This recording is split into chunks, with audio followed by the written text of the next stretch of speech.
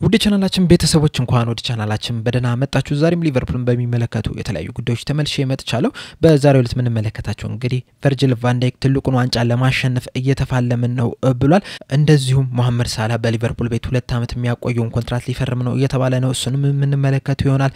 በተጨማሪም ደግሞ ሊቨርፑሎች ኩቦ ላይ ፍላጎት አሳይቷል የሚልና ሌሎችንም ጨማምሪ እየላችሁ መጥቻለሁ። እስከመጨረሻው ደቂቃ ድረስ አብራችሁኝ እንድትቆዩ በአክብሮት ጋብዛለሁ። ሰብስክራይብ፣ ላይክ፣ ሼር እያደረጋችሁ የቻናሉ ቤተሰብ እንድትሆኑ በአክብሮት ጠይቃለሁ። አሁን በቀጥታ እንግዲህ ወደ አስኩላችሁ ጉዳዮች እገባለሁ። በመጀመሪያ ምን መለከተው እንግዲህ ማካሊስተርን የሚመለከተው ጉዳይ ይሆናል። ማካሊስተር እንደሚታወቀው እንግዲህ በኤቨርተን ጨዋታ ላይ እንግዲህ በ11ኛው ደቂቃ ላይ በታርኮስኪ ከባድ የሚባል ፋውል ተሰርቶበት ነበር። ከዛ በኋላም እንግዲህ አሰልጣኝ አርነ ስሎት በጋዜጣዊ መግለጫ ላይ እንደተናገሩት ከሆነ አሁን ላይ ጥሩ ነው ያለው፣ ነገር ግን ደግሞ ቀጣይ የሚፈጠረውን እንመለከታለን ሲሉ ነበር። እናም ዘሚል እንደዘገበው ከሆነ እንግዲህ ትናንትና ከሰዓት በኋላ በነበረ የቡድን ልምምር ላይ እንግዲህ ማካሊስተርን ማየት ተችሏል። ስለዚህም እንግዲህ አሁን ላይ በጥሩ ሁኔታ ላይ አለ ብሏል ሉዊስ ስቴሊ በዘገበው ዘሚል ላይ እንደዘገበው ከሆነ ማለት ነው። ሌላኛው የምንመለከተው ጉዳይ ደግሞ መሐመድ ሳላህን የሚመለከት ጉዳይ ይሆናል። ፉት መርካቶ እንግዲህ እንደዘገበው ከሆነ ሊቨርፑሎች መሐመድ ሳላህን ሊያስፈርሙት በጣም ተቃርበዋል ነው እየተባለ ያለውና በዛ መሰረት እንግዲህ 2 ዓመት በሊቨርፑል የሚያቆየውን ኮንትራት ሊፈርም ይችላል ነው እያለ ያለው። በርግጥ አንዳንድ ፎቶዎች እንግዲህ ሲዘዋወሩ ነበር ትናንትና ከሰዓት አካባቢ በአንድ ጀልባል ነገር ላይ እንግዲህ ፎቶ ተነስቶ ነበርና ከዚህ በፊት እንደምታሳውሱት እንግዲህ የመጨረሻውን ኮንትራት ሲያራዝም እንግዲህ በእረፍት ጊዜ በነበረበት ሰዓት በጀልባ ላይ ሆኖ ነበር ፌርማውን የፈረመውና በዛም እንግዲህ ፎቶዎች ተለቀው ነበርና አሁንም እንግዲህ በዚህ በጀልባ ላይ ሆኖ ፎቶ ሲነሳ እንግዲህ ምናልባት ኮንትራቱን ሊፈርም ነው በዛ ጀልባ ላይና እንደባለፈው አይነት ተመሳሳይ ነገርን ለማድረግ ሞክረው ነው ምናምን ሲባል ነበር አንዳንድ እየወጡ መረጃዎች።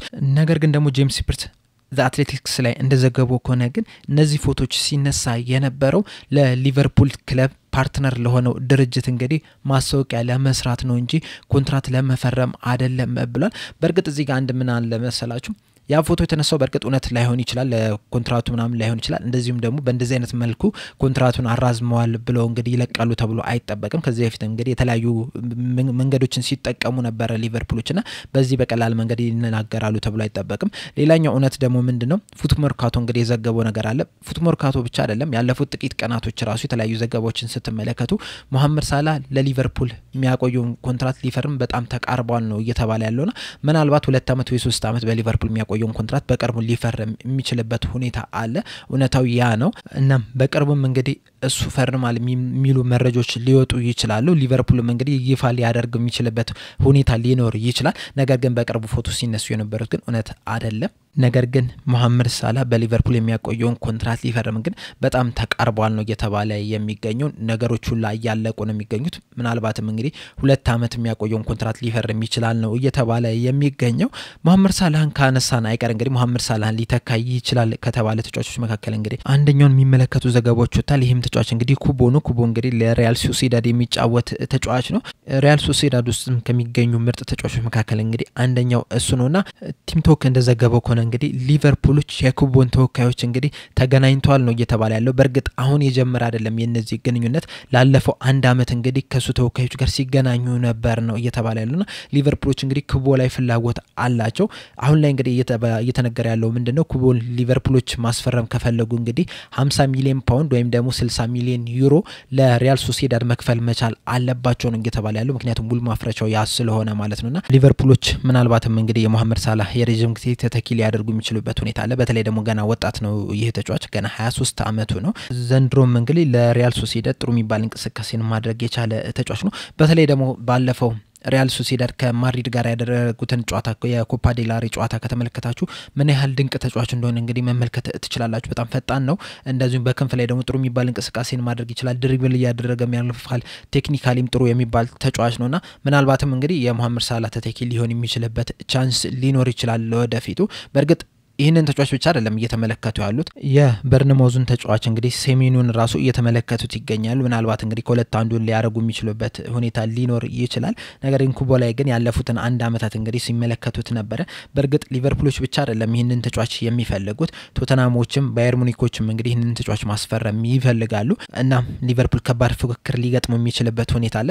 ነገር ግን እዚህ ላይ ማለት ነው አንድ ፋክተር ሊሆን የሚችለው ምንድነው የመሐመድ ሳላ ሁኔታ ነው። ምክንያቱም እንግዲህ መሐመድ ሳላ 2 ዓመት ወይም 3 ዓመት የሚፈርም ከሆነ እንደዚህ እንደ ኩቦ አይነት ምርጥ ተጫዋቾች ወደ ሊቨርፑል ይመጣሉ ብሎ መጠበቅ ትንሽ ከባድ ያደርገዋል። ምክንያቱም እንግዲህ መሐመድ ሳላህ ያለ እነሱ ቋሚ መጫወቻ ጊዜ ማግኘት ቻንሳቸው በጣም የጠበበ ነው የሚሆነው። እንደውም ሴሜኑ የተሻለ ነው። ምክንያቱም እንግዲህ ሴሜኑ በሁሉም ቦታ መጫወት የሚችል ተጫዋች ነው። 9 ቁጥር ቦታ ላይም ሲጫወት ተመልክተናል። በግራም በቀኝም ክንፍም ሲጫወት ተመልክተናልና ምናልባትም ከመሐመድ ሳላህ ጋር አብሮ መሰለፍ የሚችል ተጫዋች ነው።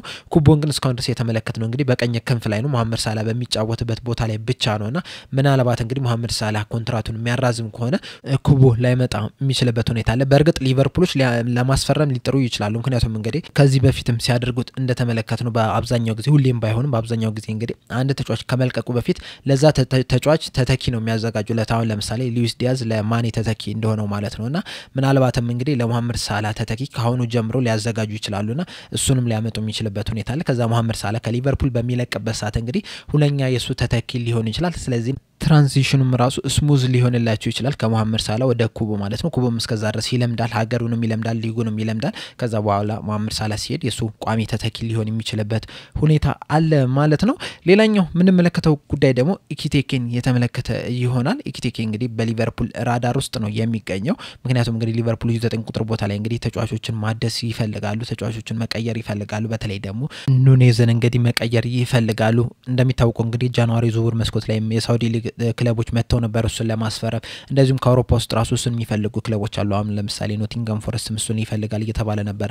ኒውካስልም እሱን ሊያስፈርሙ ይችላል ይፈልጓል ሲባል ነበርና ያንን ቦታ መተካት ይፈልጋሉ። ሊቨርፑሎችም እንግዲህ በሱ አቋም ደስተኞች አይደሉም። ምክንያቱም ብዙ ኳሶችን ነው እየሳተ የሚገኘው፣ ውጤታማ አይደለም እየሆነ ያለውና እሱን ለመተካት እንግዲህ አንደኛው አማራጭ ተብሎ የያዘው ሁጎ ኢኪቴኬ ነውና ዘቢልድ እንደዘገበው ከሆነ እንግዲህ ሊቨርፑሎች ይህንን ተጫዋች ማስፈረም የሚፈልጉ ከሆነ እንግዲህ እስከ 67.3 ሚሊዮን ፓውንድ ወይም ደግሞ 80 ሚሊዮን ዩሮ ድረስ ሊከፍሉበት ይችላሉ ነው እያለ የሚገኘው። ይህ 22 ዓመት ወጣት ተጫዋች እንግዲህ በጣም ጥሩ የሚባል እንቅስቃሴ ነው እያደረገ የሚገኘው ለኢንትራ ፍራንክፈርት። ለዛም ነው እንግዲህ ሊቨርፑሎች እሱ ላይ ፍላጎት ያሳዩት፣ ምናልባትም ለኑኔዝ ተተኪ ይሆናል ብለው የመረጡት። በእርግጥ ኢኪቴኬን ብቻ አይደለም እየተመለከቱት የሚገኙት፣ ፔድሮንም እንግዲህ እየተመለከቱት ነው የሚገኙት። በእርግጥ በቅርብ ሰሞን የወጡ ዘገቦች እንደተናገሩት ከሆነ እንግዲህ ብራይተኖች ለፔድሮ እስከ 100 ሚሊዮን ፓውንድ ድረስ ይፈልጋሉ እየተባለ ነው የሚገኙና ምናልባት እንግዲህ ሊቨርፑሎች 100 ሚሊዮን ፓውንድ ለፔድሮ ይከፍላሉ ተብሎ አይጠበቅም። ምንም እንኳን ልጁ ጎበዝ ተጫዋች ቢሆንም ነገር ግን 100 ሚሊዮን ፓውንድ የሚያወጣ ተጫዋች አይደለም። በዛ ላይም ደግሞ ጉዳትም የሚያስቸግረው ተጫዋች ነው ፔድሮና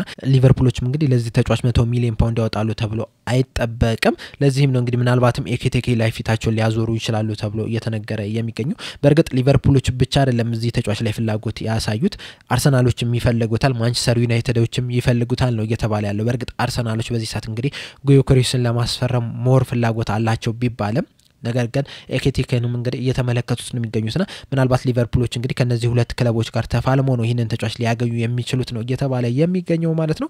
በመጨረሻም የምንመለከተው ነገር ደግሞ ቨርጅል ቫን ዳይክ የሰጠውን አስተያየት ነው።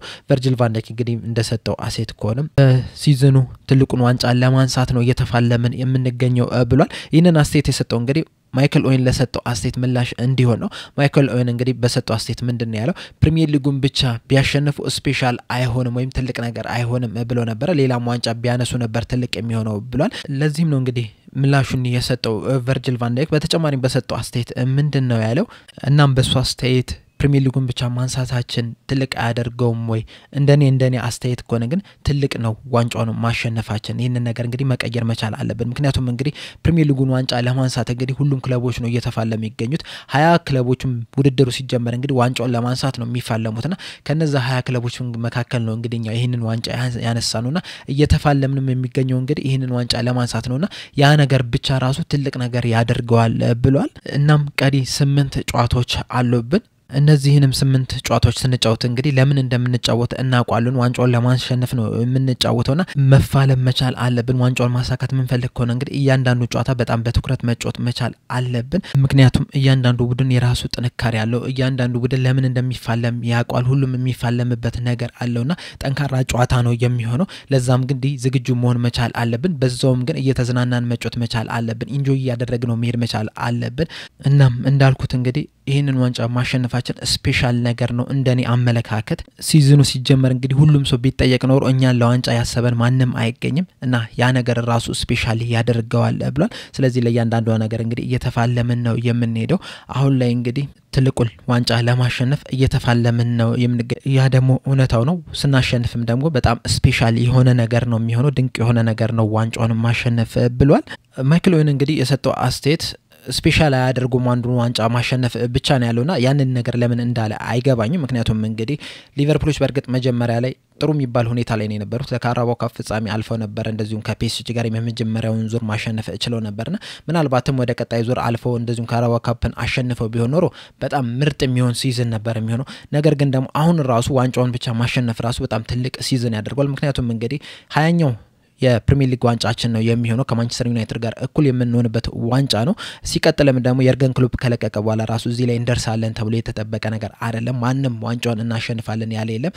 የሊቨርፑል ደጋፊዎችም ቢሆንም ማለት ነውና ያ ነገር ራሱ ስፔሻል ያደርጋል ሌላኛው ስፔሻል የሚያደርገው ነገር እስካሁን ድረስ የተሸነፈው አንድ ጨዋታ ብቻ ነው አርሰናልን በ12 ነጥብ እየመራ ነው የምንገኘውና ያ ነገር ራሱ ስፔሻል ያደርጋል አርሰናሎች ናቸው እንግዲህ ዘንድሮ ዋንጫው ሊያነሱ ይችላሉ ተብሎ የተጠበቀ የነበረው ነገር ግን እንደዛም ሆኖ ግን እኛ እየመራ ነው የምንገኘው ለማሸነፍ እንግዲህ በጣም እየተቃረበን ነው የምንገኘው ይሄ ብቻ ስፔሻል ያደርጋል ሌላ ነገር ራሱ ቀርቶ ራሱ ፕሪሚየር ሊጉን ዋንጫ ማሸነፍ ብቻ ስፔሻል ነገር ነው ምክንያቱም ማንንም የሚያገኘው ነገር አይደለም ቨርጂል ቫን ዳይክ እንደተናገረው ከሆነ እንግዲህ ሲዝኑ ሲጀመር 20ውን ቡድን እንግዲህ ዋንጫውን ለማሸነፍ ፍላጎት ያሳያል በየትኛውም ሰዓት እንግዲህ ዋንጫውን ማሸነፍ ይፈልጋሉ ምክንያቱም ከዚህ በፊት እንግዲህ ሌስተር ሲቲ ዋንጫውን በልቷል ሳይጠበቅና ሌሎቹም ቡድኖች ሳንጠበቅ ብንበላውስ ብሎ ማሰባቸው አይቀርም ሲቀጥልም ደግሞ ሌሎቹን 20ዎቹን እንኳን እንቀንስ ቢባል እንኳን አርሰናልና ማንቸስተር ሲቲ ነበር ዘንድሮ የተጠበቁት ከሁለት አንዱ ዋንጫውን ያሸንፋል ተብሎ ነበር የተጠበቀው ሊቨርፑልም ትራንዚሽን ውስጥ ነው የሚሆነው ከክሎፕ ወደ አሰልጣኝ አርነ ስሎት የሚመጣበት ሰዓት እንግዲህ የተለያዩ ነገሮች መፈጠራቸው አይቀርም ብሎ ያሰበ ህዝብ ነው ያለውና እንደዛ ከሁለቱ በልጠ መገኘት ራሱ በጣም ትልቅ ነገር ነው ከማንቸስተር ሲቲ ጋር ሰፊ የነጥብ ልዩነት አለብን ከአርሰናል ጋር 12 የነጥብ ልዩነት አለንና ያ ነገር ብቻ ራሱ ስፔሻል ያደርጋል ማይክል ኦዌን ለምን እንደዛ አይነት አስቴት እንደሰጠን ግን የሚገባኝ ነገር አይደለም በርግጥ መብቱ ነው እንደዛ አይነት አስቴት መስጠት በሱ አይን እንግዲህ ስፔሻል ላይሆን ይችላል ነገር ግን በማንኛውም የሊቨርፑል ደጋፊ አይን ውስጥ ግን ስፔሻል ነው የሚሆነው በደጋፊውና በተጫዋቾቹ በኮቺንግ ስታፉ እንዳለ ስፔሻል የሚሆን ከሆነ ሌላው ስፔሻል ነው አይደለም ቢል የሚያገባን ነገር አይደለም ማለት ነው ለእናንተስ እስቲ በዚህ በማይክል ኦዌን በሰጠው አስተያየት ዙሪያ ያላችሁና ኮሜንት ሴክሽን ላይ በመጻፍ አሳውቁኝ እንደዚሁም በኩቦ በኪቴኬ ዙሪያም ያላችሁን አስተያየት እንደዚሁም በመሐመድ ሳላህ ዙሪያ ያላችሁን አስተያየት እንዳለ ኮሜንት ሴክሽን ላይ በመጻፍ አሳውቁን ለአሁን እዚህ ላይ በቃው ሰብስክራይብ ላይ ሼር ማድረግ እንዳትረሱ በቀጣይ በሌላ እስከምንገናኝ ድረስ ቻው